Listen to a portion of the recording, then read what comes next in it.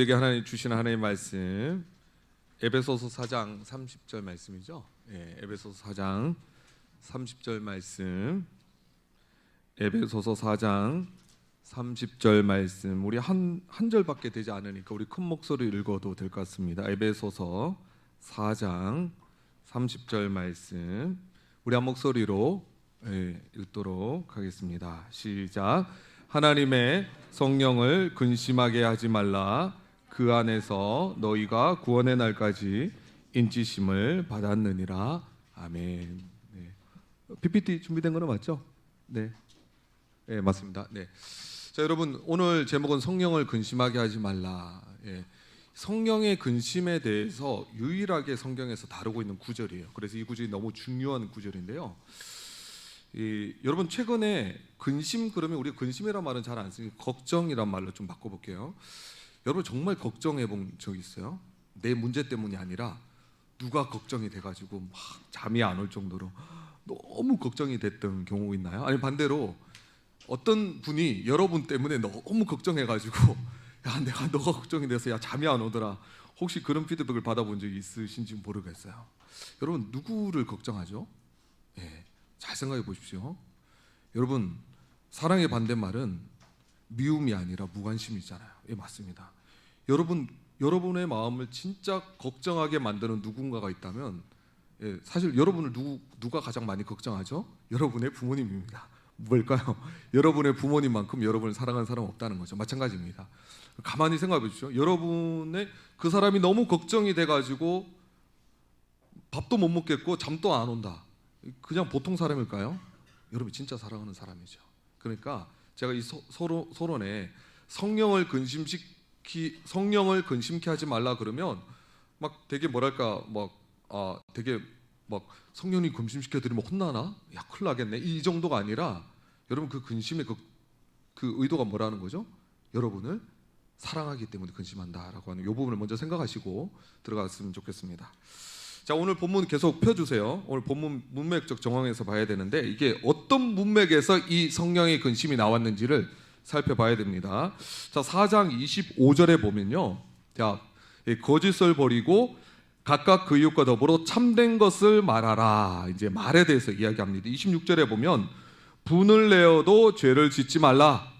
죄를 짓지 말라 말하고 있습니다.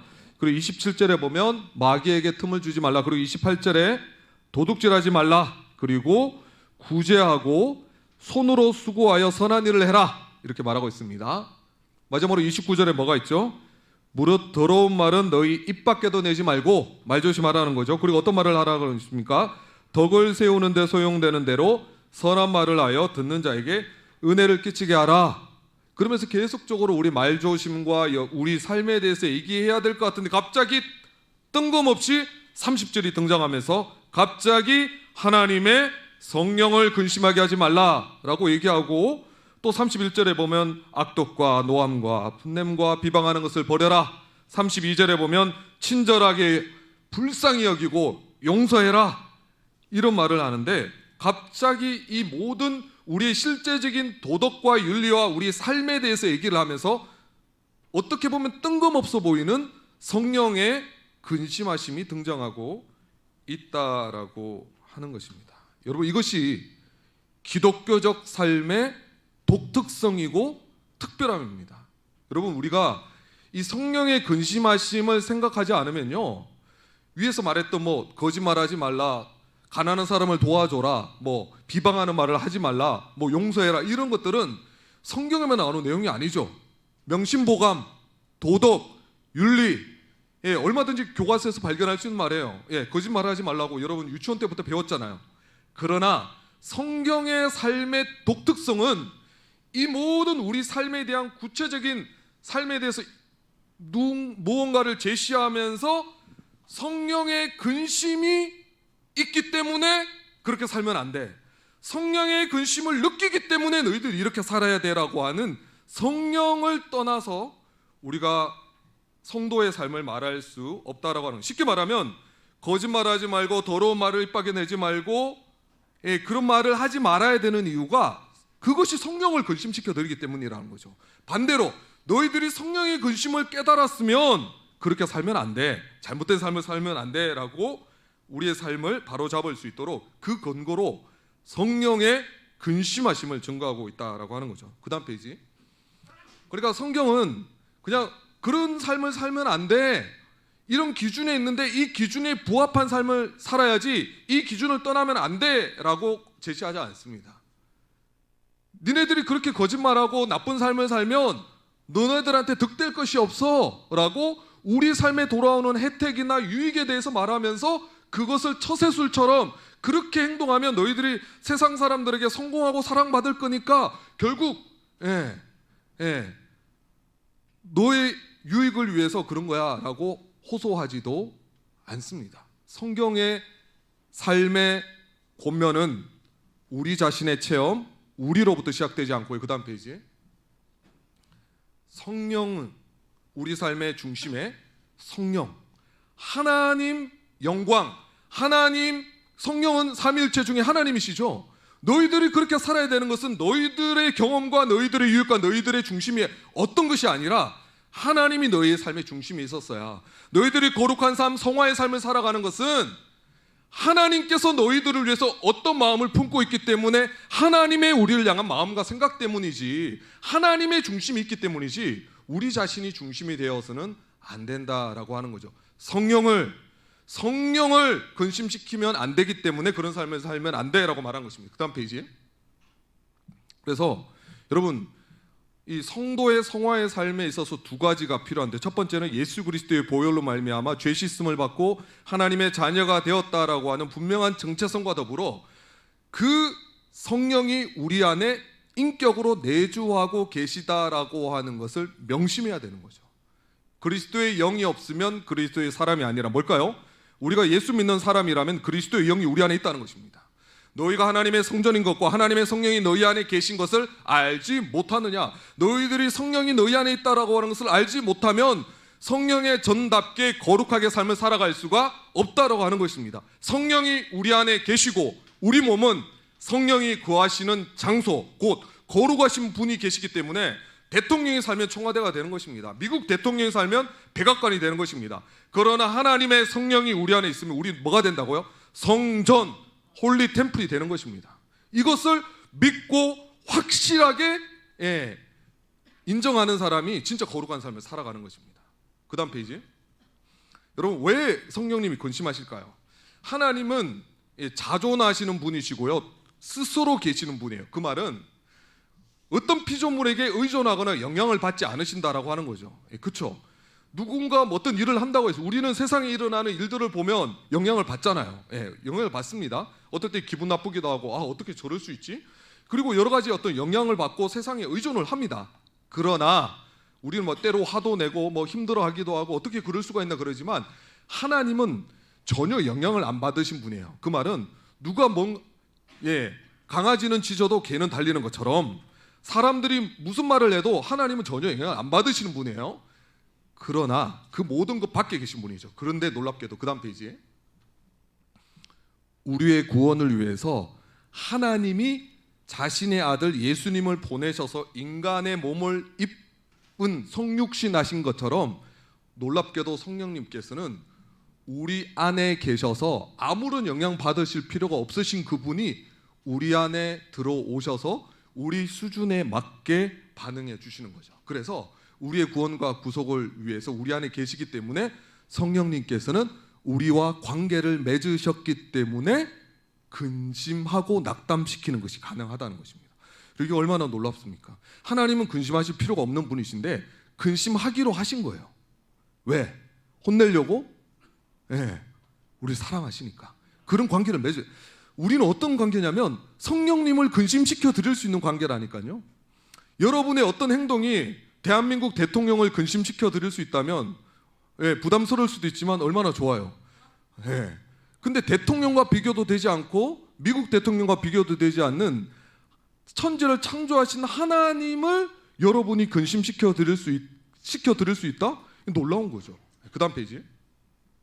그래서 성령과 우리의 관계는 팔짱 끼고 앉아가지고 그래 너 한번 잘 살아보나 보자, 너 조금만 죄짓기만 하고 내 말 안 듣기만 해봐라, 너 혼날 줄 알아, 이렇게 혼내시려고 우리를 작정하고 쳐다보시는 것이 아니라 사랑의 관계라고 하는 거죠. 우리는 율법 조문 아래 있지 않고 은혜 아래 있기 때문에 우리가 죄를 지었을 때 야 큰일 났다, 벌 받겠다, 지옥 가겠다, 나 또 하나님 혼내시겠다라고 생각하는 것이 아니라 왜 회개해야 될까요? 우리가 하나님의 사랑에 반대해서 이렇게 범죄했구나, 하나님은 나를 이렇게 사랑해 주셨고 낮추어 주셔서 나에게 근심시켜 드릴 수 있는 인격적인 사랑의 관계 속으로 나를 은혜를 주셨고 사랑해 주셨는데, 그 하나님의 사랑에 반해서 나는 하나님을 떠나고 불순종하고 죄를 짓고 있구나, 성령님을 근심시켜 드렸구나, 아버지의 마음을 아프게 해드렸구나 라고 하는 것을 깨닫는 것이 우리가 죄를 회개하고 돌이키는 동기가 되는 것이지, 죄를 지으면 내가 혼날 것 같고 인생이 잘 안 풀릴 것 같고 복 못 받을 것 같으니까 회개해야지, 이게 아니라고 하는 거죠. 고통 때문에, 통증 때문에 내가 벌 받을 것 같아서 회개하는 것이 아니라 성령님을 근심시켜드리고 아버지의 사랑을 대항해서 배은망덕하게 살아가는 것이다라고 하는 각성이 우리로 하여금 회개하게 하는 것이죠. 그래서 성령님과 우리의 관계는 인격적인 관계고, 죄는 궁극적으로 왜 문제냐면 이런 성령님과의 사랑의 관계, 인격적인 관계를 잊어버릴 때 시작하는 것이기 때문에 죄가 문제가 되는 것입니다. 그 다음 페이지. 그래서 성령은 우리가 우리 아까 성령이 오셨네요. 그렇죠? 우리 보통 우리 부흥회 찬양 불 받아라 뭐 그런 거 있잖아요. 뭐 갑자기 생각나네. 불길 같은 성신여 이러면서 막 성령 그러면 우리 뭐냐, 불덩이 받는 거, 불 받았냐 뭐 이런, 보통 우리가 불 좀 받았냐. 그래서 성령을 에너지라고 생각해요. 요즘 성령 충만은 어느 정도야? 요즘 거의 방전 직전이야. 그러면 이제 거의 배터리 충전하듯이 기도원에 가서 기도하고 말씀 읽으면 갑자기 성령 에너지가 막 계속 차가지고 90% 100% 완충되면 뭔가 성령 충만하고, 또 기도 안 하고 막 세상에 빠져 있으면 뭐 거의 10% 5% 내려가가지고 자 이제 좀 있으면 절전 모드로 들어갑니다. 이런 나오면 야 큰일 났구나, 지금 충전해야 돼. 이게 아니라고. 에너지도 아니고요, 파워도 아니고요, 능력도 아니고, 성령은 인격이라고 하는 거죠. 여러분 근심은 인격만이 할 수 있죠. 여러분 강아지가 여러분 걱정 안 해줘요. 여러분이 키우는 식물이 여러분을 걱정할 수가 없습니다. 근심은, 걱정은 인격만이 할 수 있는 거예요. 근데 성령님께서는 이런 인격이시고 파워와 능력과 어떤 힘이 아니라 인격이시기 때문에 여러분 안에 계시고 여러분을 근심할 수 있고 여러분을 근심시켜 드릴 수 있는 존재가 되었다라고 하는 것입니다. 그 다음 페이지. 그래서 여러분 불신자는 성령을 거역하게 할 수는 있어도 근심시켜 드릴 수는 없어요. 성령님을 근심시켜 드릴 수 있는 특권과 은혜를 가진 사람은 오직 성령님과 인격적인 관계를 맺고 있는 그리스도 안에 있는 신자들 뿐이다라고 하는 것입니다. 그래서 여러분 성화, 거룩함, 주님을 닮아가는 것은 어떤 체험이나 사건이기 이전에 성령이 내 안에 계시는구나, 성령이 너와 함께 하시구나라고 하는 것을 믿는 순간 시작되는 것입니다. 그 다음 페이지. 그래서 그러면 어떤 것이 성령님을 근심시켜 드릴까요? 우리가 거룩한, 성령님이 원하시지 않는 거룩하지 않은 것을 하면 그것이 어떤 일을 하든지 여러분 안에 계신 성령님이 그것을 인식하고 계시기 때문에 성령님을 근심시켜 드린 것입니다. 조금 더 구체적으로 육체에 속한 것은 성령님을 근심시켜 드리는 거죠. 육체에 속한 것이 뭘까요? 갈라디아서 5장 22절에서 24절인가요? 혹시 띄워줄 수 있나요? 안 되죠. 그러면 직접 찾아보죠. 갈라디아서 5장 22절. 육체에 속한 일이 뭔지에 대해서 여러분이 좀 구체적으로, 이것이 성령을 근심시켜 드리는 거예요. 육체에 속한 것. 갈라디아서 5장 19절에서 21절 함께 읽겠습니다. 시작. 육체의 일은 분명하니 곧 음행과 더러운 것과 호색과 우상숭배와 주술과 원수 맺는 것과 분쟁과 시기와 분냄과 당짓는 것과 분열함과 이단과 투기와 술취함과 방탕함과 또 그와 같은 것들이라. 전에 너희에게 경계한 것 같이 경계하노니 이런 일을 하는 자들은 하나님의 나라를 유업으로 받지 못할 것이요. 이런 일을 하면 성령께서 성령을 근심시켜 드리는 것입니다. 그리고 행동뿐만 아니라 말도 근심시켜 드리는 거죠. 우리 속에 있는 것은 말로 하거든요. 뿐만 아니라 성령께서는 놀랍게도 사람들은 여러분의 행동과 말밖에 모르지만 놀랍게도 성령님은 여러분 밖에 계신 것이 아니라 여러분 안에 계시기 때문에 성령님을 숨길 수 없는 게 성령님은 여러분의 생각, 상상력, 동기, 여러분 마음의 깊은 곳에 여러분 또 때로는 모르는 여러분의 마음을 알고 계신 거야. 마음으로 상상하면서 미워하고 시기하고 질투하고 뭔가 이렇게 이런 것들은 사람들은 모르죠. 그렇죠? 그러나 성령님께서 여러분 안에 계시기 때문에 여러분은 여러분의 생각으로도 성령님을 근심시켜 드릴 수 있다. 그 다음 페이지. 근데 가장 성령님이 근심하는 것이 있어요. 뭘까요? 바로 성령님이 내 안에 있다라고 하는 것을 인정하지 않는 사람. 여러분 가장 무시당하는 게 뭐야? 아예 나한테 그렇게 그냥 좀 욕이라도 해주면 그래도 나를 인정해서 인격이라 인정하고 욕을 하는 거잖아요. 저 부정적인 피드백을 하는 거잖아요. 근데 투명인간 취급 당해 보셨어요, 여러분? 꽂아놓은 보리자루 들어보셨나요? 없는 사람 취급한다면 그만큼 여러분 더 어떤 사람이 여러분을 투명인간 취급하고 없는 사람 취급하고 꽂아놓은 보리자루처럼 여러분의 존재 자체를 인정해버리지 않는다면 그것만큼 여러분을 모독하고 여러분 무시하는 게 어디 있을까요? 마찬가지입니다. 성령님이 여러분 안에 계신데 성령님을 없는 사람 취급하고 투명인간 취급하고 마치 내 안에 살아계시지 않는 것처럼 여기며 살아간다면 그것만큼 성령님을 근심시켜 드리는 것이 없다라고 하는 거죠. 여러분 정말 성령님을 잊어버리고 마치 성령님이 내 안에 살아계시지 않는 것처럼 내 인생은 나 혼자 힘으로 살아가는 것처럼 씩씩하게 살아가면 세상에서는 뭐 자신감 있고 당당하다 말할지 모르지만 성경이 말하는 인간과는 우리 안에 계신 성령님이 계시기 때문에 성령님을 인정하고 성령님과 교제하며 성령님을 생각하며 살아가는 것이 신자의 기본적인 삶이다라고 가르쳐 주는 거죠. 여러분 어떤 점은 저는 자주 잊어버리는 것 같아요. 내 안에 성령님 계시다라고 하는 것을. 어떻게 알 수 있냐면 저는 죄를 너무 쉽게 짓거든요. 마치 죄를 짓는 그 순간에 성령님이 내 안에 계시지 않는 것처럼 스스로 믿어버리는 거죠. 그래서 여러분 성령님을 투명인간 취급하고 없는 사람 취급하는 것만큼 성령님을 무시하는 것은 없다. 이것이 사실 성령님을 가장 가슴 아프게 하고 근심시켜 드리는 일인데 오늘 많은 경우 저를 포함해서 이 자리에 있는 모든 많은 분들이 성령님을 잊어버리는 거죠. 우리가 왜 그렇게 쉽게 죄를 지을까요? 왜 그렇게 작심삼일까요? 왜 그렇게 하나님이 기뻐하시는 일을 알고 있음에도 불구하고 너무 쉽게 죄악된 습관에 빠져가지고 세상을 사랑할까요? 성령님 잊어버리기 때문이죠. 성령님을 없는 사람 취급하기 때문입니다. 그 다음 페이지. 그래서 또 성령님을 근심시켜 드린 것인데 성령께서는 우리를 하나님이 기뻐하시는 방향으로 깨닫고 보여주시고 인도하시는 분이시거든요. 성령님께서 감동을 주세요. 여러분 찬양 부르거나 말씀을 듣거나 성경을 읽을 때 어떤 감동이 있잖아요. 은혜 받았다. 여러분 은혜 받은 게 뭐예요? 눈물 흘리며 은혜 받은 거예요? 아니죠. 은혜는 하나님께서 말씀을 깨닫게 하시고 어떤 특정한 순간에 여러분으로 하여금 뭔가를 보여주시고 깨닫게 하여 주시고 알려주시고 성령의 감동을 통해서 여러분에게 심령 가운데 말씀해 주시는 거거든요. 그래서 때로는 여러분 길 가다가 갑자기 기도하고 싶은 마음이 들 수도 있고 갑자기 그냥 기독교 방송 듣다가 아니면 목사님 말씀 듣다가 아니면 뭐 하다가 어떤 말씀 성령님께서 내게 이 말씀을 해주시는 것 같아 라고 여러분 느껴질 때가 있잖아요. 감동을 받을 때가 있잖아요. 그때 반응하셔야 돼요. 하나님께서 여러분에게 말씀을 통해서 뭔가를 이것이 내가 원하는 거야 라고 말씀을 깨닫게 하시고 감동을 주실 때는 하나님께서 내게 말씀을 깨닫게 해주시고 감동 주셔서 기뻐하러 주신 것이 아니라 그렇게 살라고 주신 거예요. 우린 많은 경우 목사님 설교를 통해서 은혜 많이 받았어 끝. 순 교제를 순 나눔하면서 너무 좋았어 끝. 아니거든요. 그 감동을 주시고 하나님의 말씀을 통해서 여러분이 뭔가를 알려주실 때는 그렇게 살라고 주시는 거거든요. 근데 우리는 많은 경우 은혜 받는데 너무 만족하는 거죠. 때로는 부담스러울 수 있어요. 은혜 받는 게. 왜? 살아야 되니까.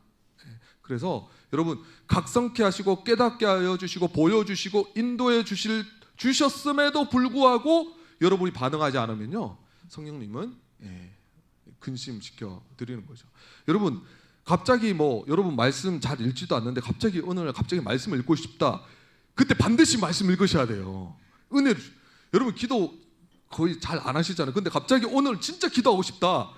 그때는 길 가다가 운전하시다가 아니면 지하철 타고 있으면 잠깐 그 역에 내려서라도 기도하셔야 돼요.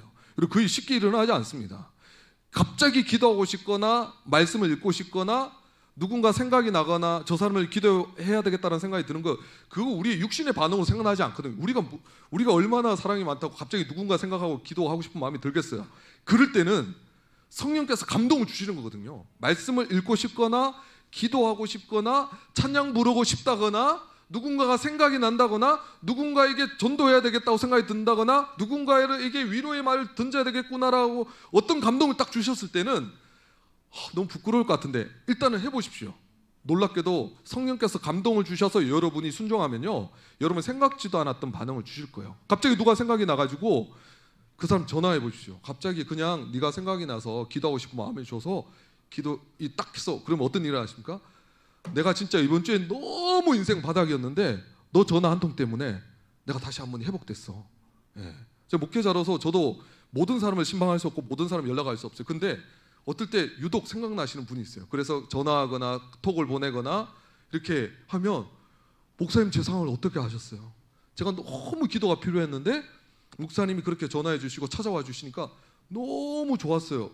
이런 얘기를 들을 때 한두 번이 아니에요. 제가 뭐 신령한 어떤 뭐 예언적인 능력이 있어서가 아니라 성령께서 감동을 주시거든요. 그래서 성령의 인도함을 받는 그들이 하나님의 아들이고 성령께서 여러분을 뭔가 특별하게 감동을 주실 때 반응하시기 바랍니다. 그 다음 페이지. 그래서 여러분 성령님은 은혜롭고, 자 큰 소리 따라하겠습니다. 은혜롭고 반가운 손님. 근데 성령님 부담스럽고 무서운 손님이 아니에요. 은혜롭고 반가운 손님이에요. 얼마나 은혜로우신 분이. 그래서 존귀한 손님 예우해 드려야 되는 거죠. 손님 대접해드려야 되는 거죠. 맞죠? 여러분 귀한 손님이면 그냥 분식집에 가서 떡볶이 안 먹잖아요. 똑같이 은혜롭고 귀한 손님이 계시기 때문에 그분을 예우해 드려야 되는 거죠. 그래서 그리스도인의 성화는 내가 죄 안 지어야지 이때 시작되는 것이 아니에요. 언제 시작된다고요? 내 안에 성령님이 계시니까 내가 어떻게 말해야 되지? 내 안에 성령님이 살아계시는 내가 어떻게 행동해야 될지, 이때 그리스도인의 성화가 시작되는 것입니다. 그 다음 페이지. 그래서 배은망덕한 일이다. 성령님을 그래서 우리 안에 거하시는 것이 얼마나 복되고 귀한 일인. 그 다음 페이지. 그래서 실제로 우리 삶에 경험되어지는 일이 있어요. 이제 성령님을 계속 근심시켜 드리잖아요. 한번 근심시켜 드리는데 성령님이 근심할 거 알면서도 계속 죄를 짓고 세상에 빠져들잖아요. 그러면 또 어떤 일이 일어나냐면 하나님의 우리를 향한 사랑의 느낌을 잃어버려요. 그리고 하나님의 자녀라고 하는 확신도 잃어버려요. 하나님께서 나를 사랑하신다라고 하는 믿음도 사라져요. 평안함이 없어요. 기쁨이 없어요. 자녀됨을 인정할 수가 없어요. 이것들이 성령님을 계속해서 근심시켜드리면 성령께서는 어쩔 수 없이 인격적인 분이시지만 그렇잖아요. 여러분의 부모님을 계속해서 거절한다면 부모님은 여러분을 너무나 사랑하시지만 때로는 부모님의 여러분을 향한 사랑을 거둬 가시는 거죠. 그렇죠? 하나님께서는 이런 일들을 경험하게 하시는 거죠. 하나님의 은혜가 느껴지지 않는다. 말씀을 들어도 깨달아지지 않는다. 찬양을 불러도 기쁘지 않다. 기도해도 냉랭하다. 뭐 이런 거 있잖아요. 하나님, 나 정말 하나님 나를 사랑하시는 거 맞나? 의심이 든다. 평안함이 없어요. 늘 불안하고 걱정이 돼요. 이러면 내가 성령님을 근심시켜 드리는 것이 상습화됐고 습관화됐다라고 하는 것입니다. 하나님께서 바로 그렇게 근심 한 번 시켜 드렸다고 해서 그렇게 하지는 않으시거든요. 근데 이런 일들이 내 안에 계속 일어나고 있다면 여러분 아마 장기간 성령님을 계속 근심시켜 드리고 있는데도 회개하지 않고 무감각하게 살아가니까 성령님 입장에서도 어쩔 수 없이 너무나 사랑하시지만 이런 광야 같은 시간들을 허락하시는 거죠. 하나님의 사랑을 못 느끼게 만들고 상실하게 만들고 평안함을 거둬가시는 거죠. 육체의 주도권 안에 살아가게 될 것이고요. 고뇌와 고통 가운데서 살아갈 수밖에 없도록 내버려 두시는 거죠. 왜? 성령님을 근심시켜 드리는 것이 지속되기 때문에. 그 다음 페이지. 이제 거의 다 끝났습니다. 오늘 좀 일찍 마쳐야 되기 때문에. 자, 우리 함께 읽도록 하겠습니다. 시작. 성령이 내 안에 계시다는 것을 기억하라. 나는 하나님의 자녀다. 그러므로 내 안에 성령이 거하고 계시다. 내가 어디서 뭘 하든지 무슨 일이 일어나든지 그는 나와 함께 하신다. 내 생각과 말과 행실을 감찰하신다. 나는 성령을 근심시켜 드리지 않을 것이다. 성령님과 함께하는 특권을 주신 것은 얼마나 감사한 일인가. 나는 성령을 근심시켜 드리지 않기 위해서 주의함으로 살아갈 것이다. 아멘. 기도하겠습니다. 성령이 오셨네.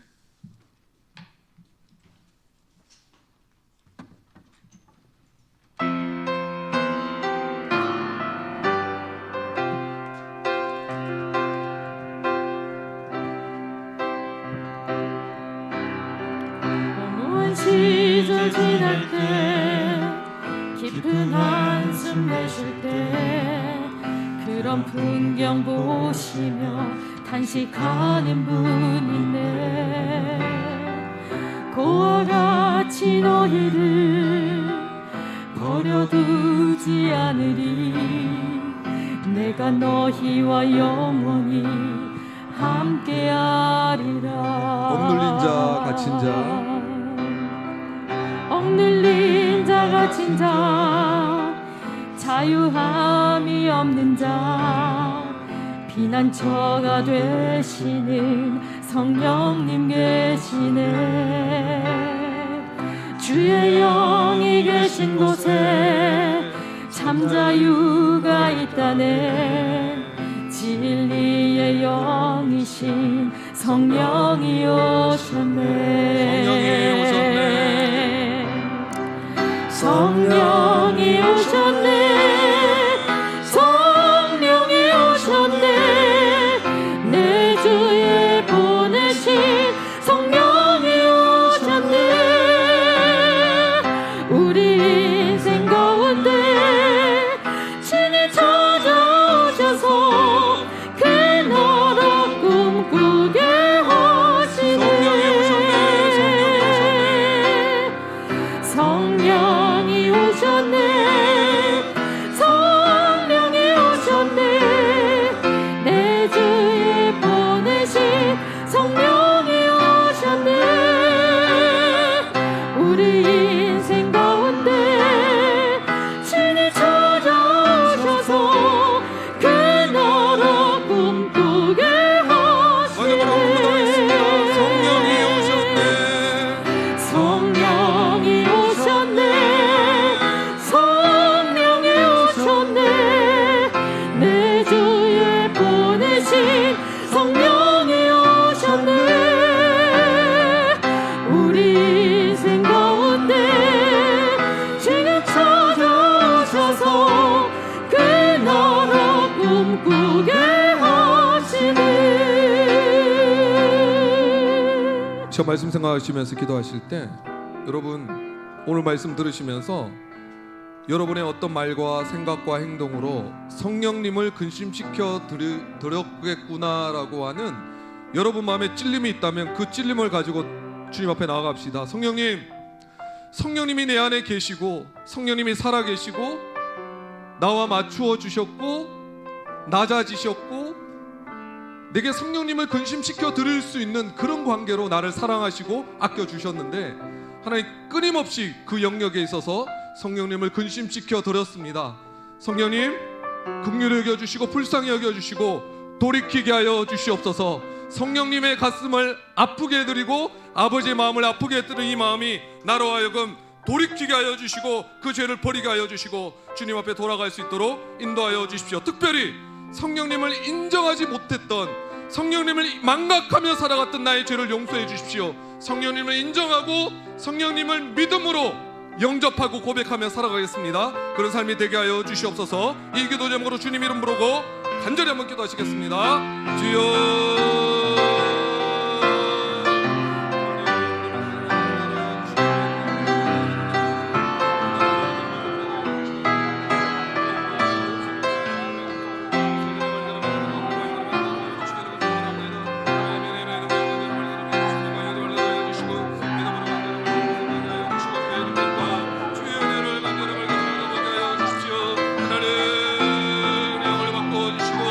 하나님의 아름다운 은혜를 보게 해주시고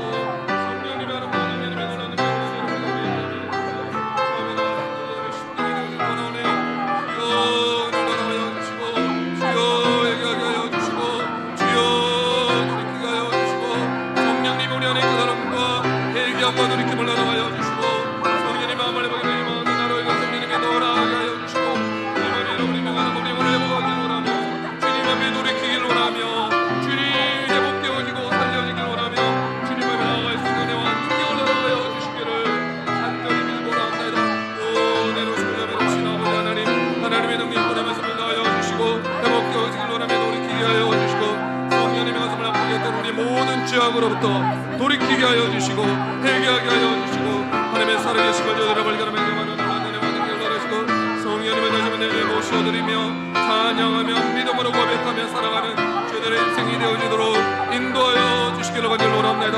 오 걸어가시고 자비로우신 아버지 하나님, 우리의 심령과 우리의 영혼에 친히 중가하여 주시고 말씀하여 주시고 아버지 하나님 성령님을 모시면서 저들의 심령이 되어지기를 간절로랍니다. 성령님 도와주십시오.